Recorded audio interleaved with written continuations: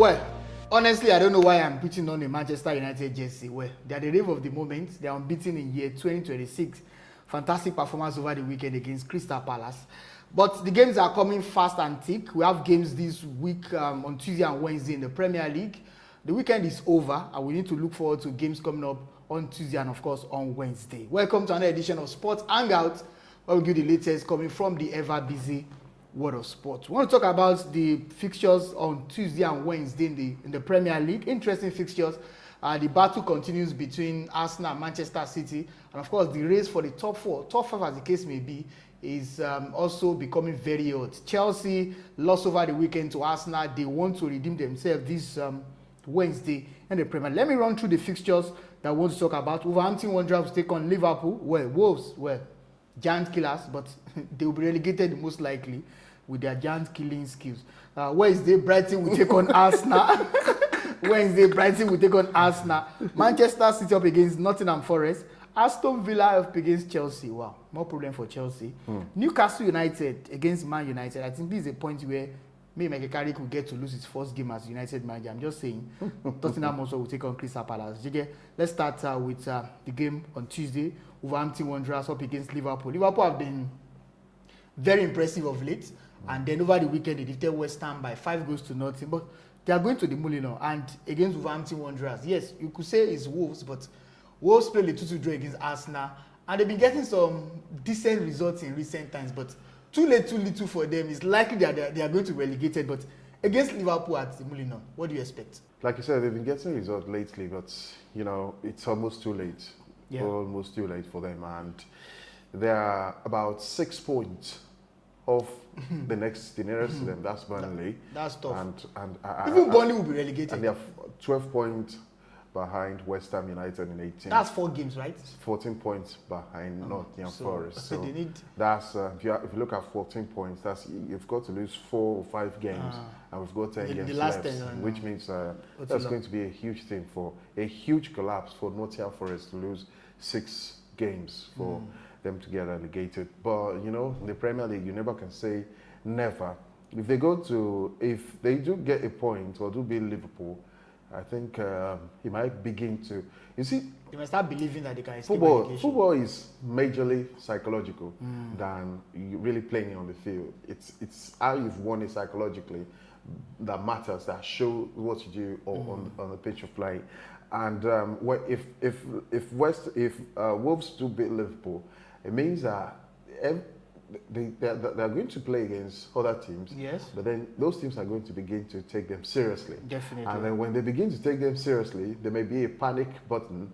And then when panic button is activated in this situation, I think they just need to keep going. They don't need to. Right now, if they don't get defeated in their mindset, they think we can still keep going. And I think statistically, especially since 1995-1996 season, it's been like a team with 35 points is almost guaranteed to stay in the league for the next season. So and they're on I think they're on 13 points now. That's 17 points off the mark. So it's a huge ask for them. But with the way they've been playing recently, they can cause an upset for Liverpool, but Liverpool themselves have been on the resurgence, and they've had a new dimension to their game. That's way on set piece. I think over the weekend against West Ham. That means maybe you start calling them the new. Yeah, I think in 2026 they are the team with the most set piece goal, especially. And then they are saying Arsenal is. It's 2026, not 2025, 2026. Just this year alone. Okay. Arsenal have been doing that for about 3-4 years, so you can't really put them on the same equation or in the same conversation. And but I do think, regardless of how much Wolves are going to mount Liverpool, I do see them winning that game. Let's stay with the top 4. But, we did see Arsenal win the game against Wolves too. Yeah. Only for us to wake up to a 2-2 draw, and it could happen again. All right. Let's stick with those fighting for the top 4 place. Let's talk about Newcastle United up against Manchester United. Now, United have been impressive.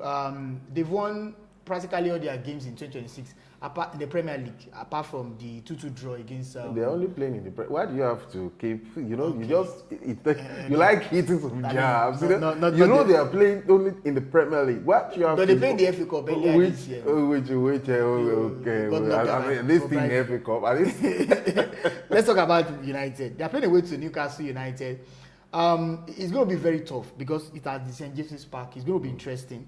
For United, they came back from a goal down over the weekend, beating Crystal Palace by 2-1. Benjamin Sesko, that guy is in the best form of his life right now, scoring goals for United, left, center, right, through his head with his leg.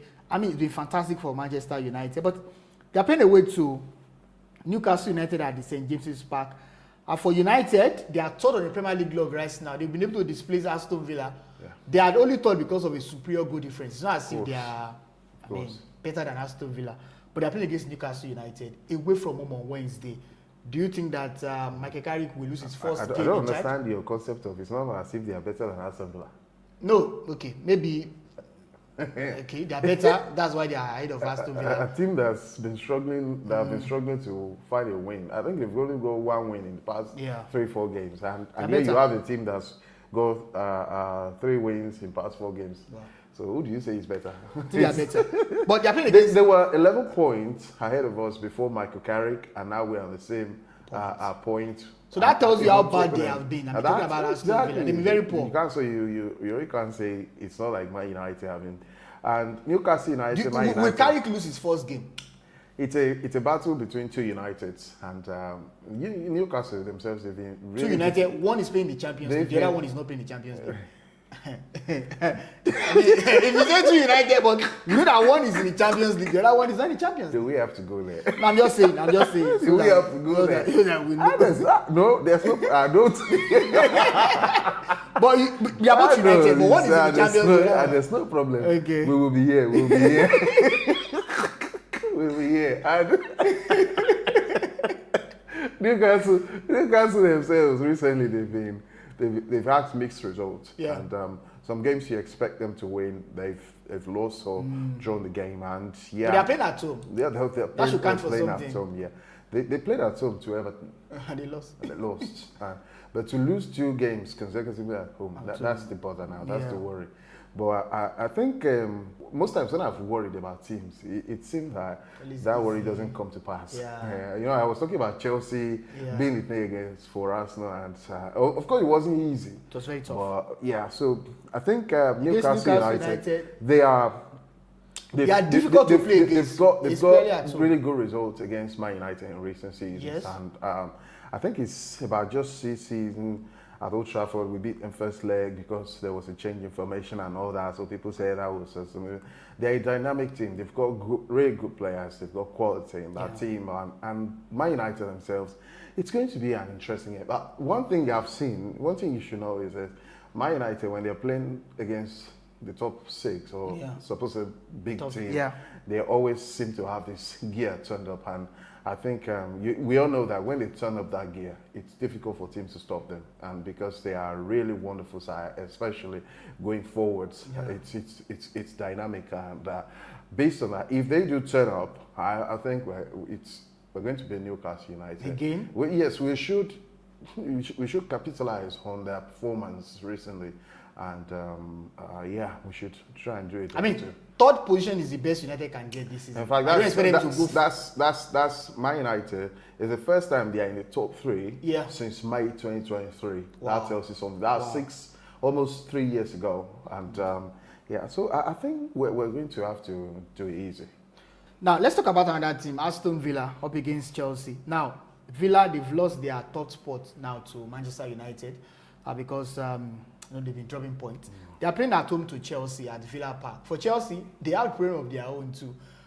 Wesley Fofana got red carded against Burnley, and then he should be back. He should be back, but it's double yellow. He should be back, and then over the weekend, Pedro Neto got a red, so he's not going to be available for that game against Aston Villa at Villa Park. I think that's almost their 9th red card. Yeah, in no competition. I mean, United, Chelsea, massive. That's huge. But Aston Villa this season, I mean, I don't know what is wrong with Aston Villa. They started very well. We thought that they were going to challenge for the Premier League title, but I mean, a small club is a small club, a big club is a big club. When it gets very tough, sometimes. Right.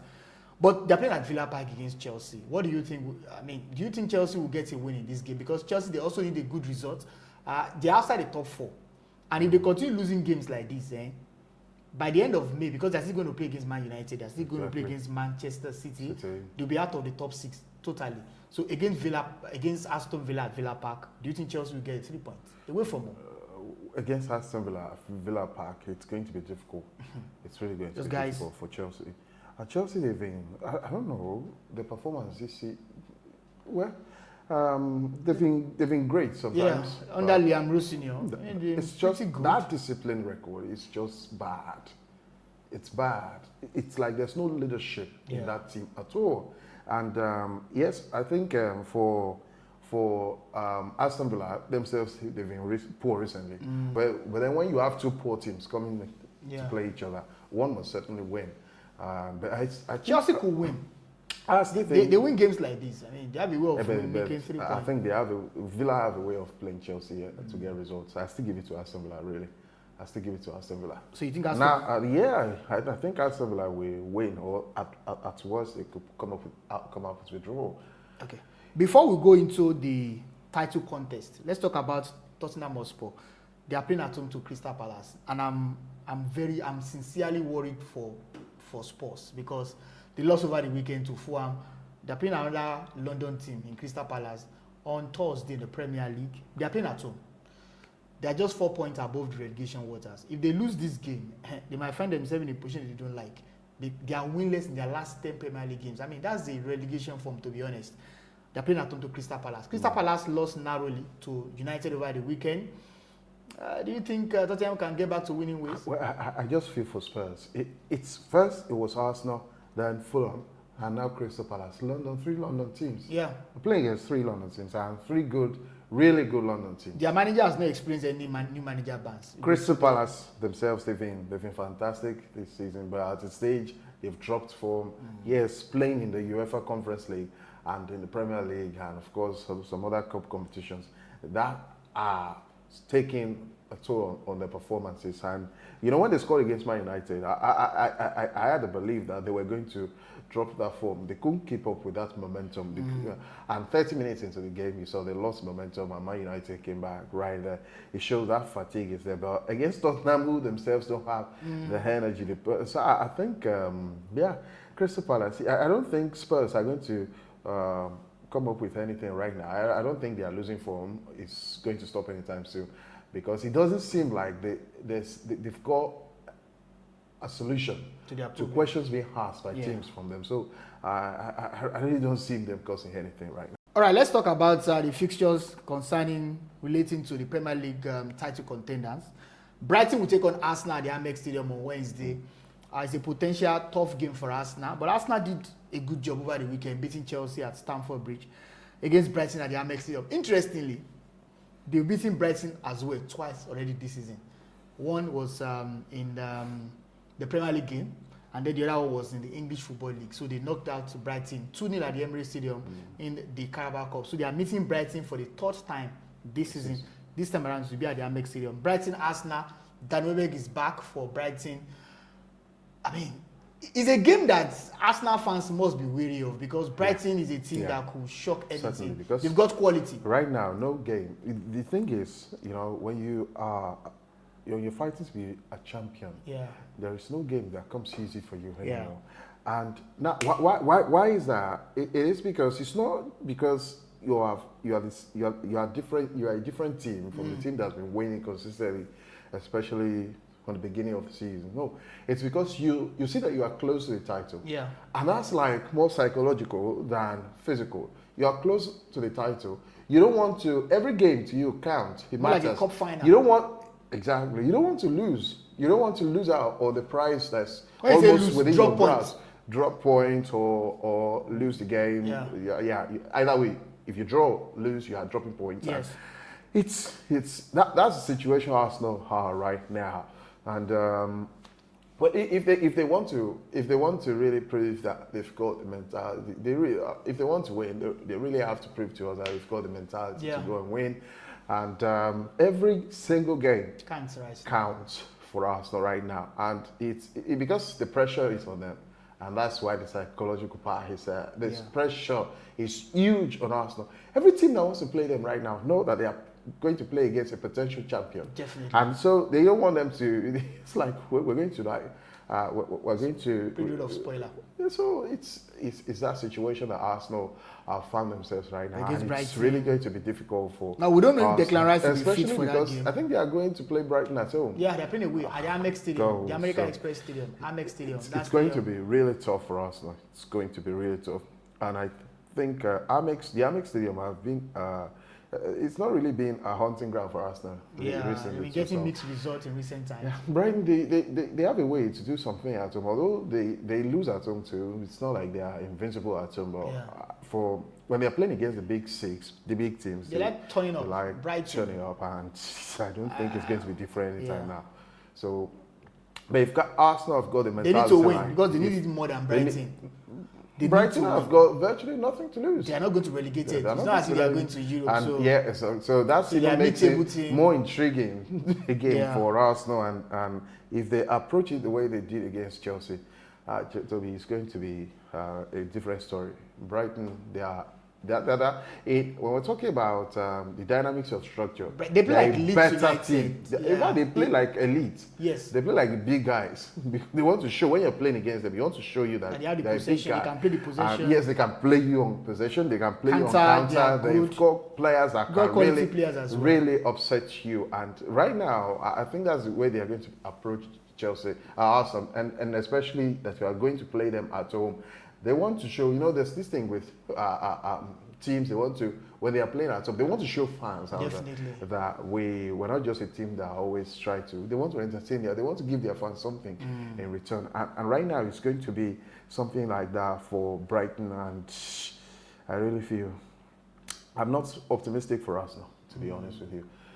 It's not like I have anything against Arsenal, no. But how do you explain beating Tottenham, beating Chelsea, and then against or dropping points against Brighton? Yeah, because just like Brighton will beat Tottenham right now. Brighton will beat Chelsea right now. Brighton themselves, they are better a team in structure, defensively, offensively. They are better a team than those two teams you've just mentioned, Tottenham and Chelsea.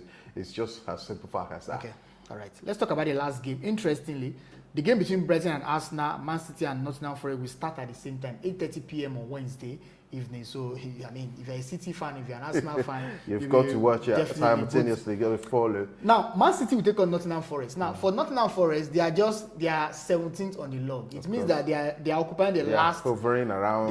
They are occupying the last survivor spot in the Premier League against. But again, it's a game that I'm very sure they want to give their best against Manchester City, because this is the business end of it. We saw Leeds United over the weekend drag Manchester City. That was what I wanted to at say. The Elland Road. Because you see, it's but they're playing away. It's at the Etihad Stadium. It's incredible what Man City they are doing recently. It's incredible.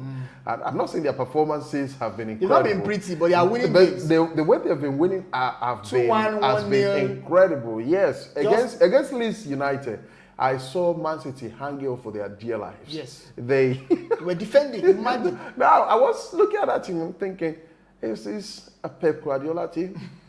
I said something some time ago that what is the most important asset of Pep Guardiola now is his ability to adapt, to change tactics. And he has evolved his tactics now. He doesn't want to control games. He just wants to win. He just wants to win. And you could see his delight at final whistle. I mean, Pep Guardiola, he checked the time, it was 96 minutes. 6 minutes had the time. He saw it was there. He went complaining. And once the final whistle went, he was so delighted. He's quite an animated character himself. He was just all over the pitch talking to the ref. And so I think right now, it is get a goal, defend it. Don't worry too much about playing fancy ball. That's how it's going to be from now. Because they will push Arsenal to the wire, definitely. Now, if they are doing that at 5 points in between, how do you think what do you think will happen if they do get to win their outstanding game and it becomes 2 points? And the Arsenal will still face them. So I mean, so it's a really interesting title challenge this season. And because the challenger for Arsenal themselves are not that good.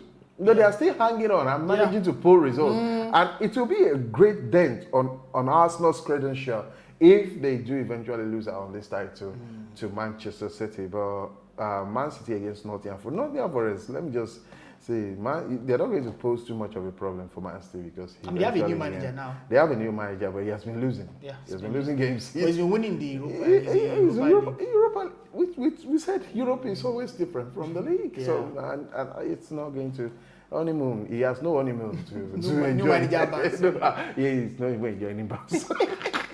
All right, let's get your predictions ahead of these games on Tuesday and on Wednesday. Do you think that Arsenal will continue their impressive performance? They won 2 London derby on the bounce, beating Tottenham Hotspur and of course Chelsea. But again, they are playing away to Brighton at the Amex Stadium on Wednesday. Do you think that there will be a shock in that game? I think that's another London team. Yeah, there will be a shock in that game. Man City take on Nottingham Forest. Newcastle United against United. I mean, 2 United. One is in the Champions League. The other one is playing once in a week. And recently, over the past couple of seasons, they've been fighting between themselves to know who is the real United. How can Newcastle United be? Oh God! But the truth of the matter, one is in the Champions League, the other one is not in the Champions League. So let's get your reactions. We'll go again. And of course, we'll be willing to hear from you. Until next time that we are going to meet, I remain Toby. And I'm JJ. Please don't forget to subscribe, which is free, and turn on the notification bell to get more content from us. Thank you. Bye.